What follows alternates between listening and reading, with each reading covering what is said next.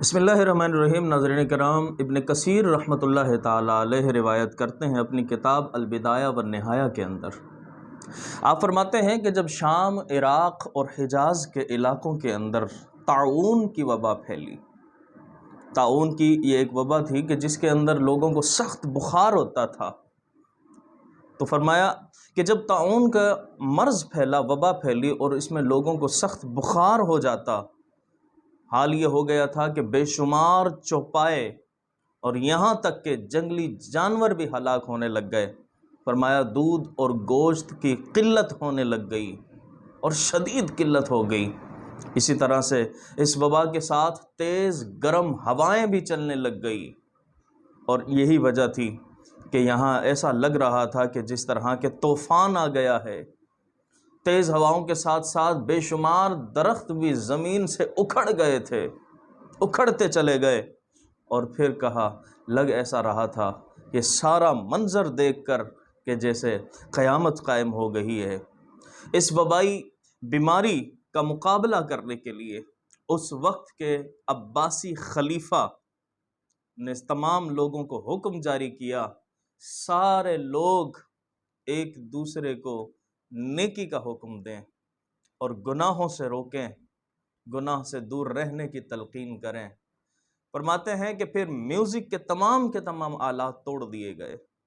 شراب کی بوتلیں پھینک دی گئیں، اور ریاست میں موجود تمام بدکاروں کو جلا وطن کر دیا گیا۔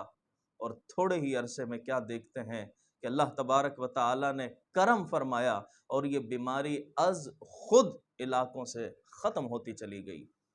ناظرین کرام، آج ہمارے ملک میں بھی بلکہ پوری دنیا کے اندر آپ غور کریں تو ایک کرونا وائرس کی بیماری ہے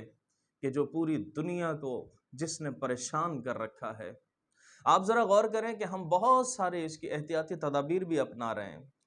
سوشل ڈسٹینسنگ بھی کرنی ہے، ہاتھ بھی نہیں ملانا ہے، لوگوں سے دور بھی ہو جانا ہے، اپنے آپ کو محدود بھی کر لینا ہے، ہجوم والی جگہوں پر بھی نہیں جانا ہے۔ یہ تمام کی تمام احتیاطی تدابیر ٹھیک ہیں، عمل کریں ان کے اوپر، منع نہیں، اور اسلام بھی منع نہیں کرتا احتیاطی تدابیر اپنانے سے۔ لیکن اس کے ساتھ ساتھ میں یہ ضرور کہوں گا کہ ناظرین کرام، یہ احتیاط بھی اپنائیں، لیکن اس کے ساتھ ساتھ اللہ تبارک و تعالیٰ کی بارگاہ میں حاضری بھی دیں اور وہاں جا کر اپنے گناہوں کی معافی بھی طلب کریں۔ اللہ تبارک و تعالیٰ کی بارگاہ میں معافی طلب کرنے کے ساتھ ساتھ لوگوں کو نیکی کا حکم بھی دیں اور لوگوں کو بھی کہیں کہ آپ بھی یہ کام کریں۔ اور اسی طرح سے ہم اپنے اعمال پر بھی غور کریں، جھوٹ چھوڑ دیں، غیبت چھوڑ دیں، برائیاں چھوڑ دیں۔ آپ دیکھ لیں ہمارے معاشرے کے اندر بھی کس قدر برائیاں پھیلتی چلی گئی۔ تو یہ تمام کی تمام وبائیں اللہ تبارک و تعالیٰ کی طرف سے جو آئی ہے، انشاءاللہ اگر ہم نے اللہ کی بارگاہ کے اندر سچے دل سے توبہ کر لی تو خالق کائنات ہم پر ضرور کرم فرمائے گا، اور اس طرح کی تمام وباؤں سے اللہ تبارک و تعالی نجات عطا فرما دے گا۔ اللہ سے دعا ہے کہ خالق کائنات ہم سب کے گناہوں کو معاف فرمائے اور تمام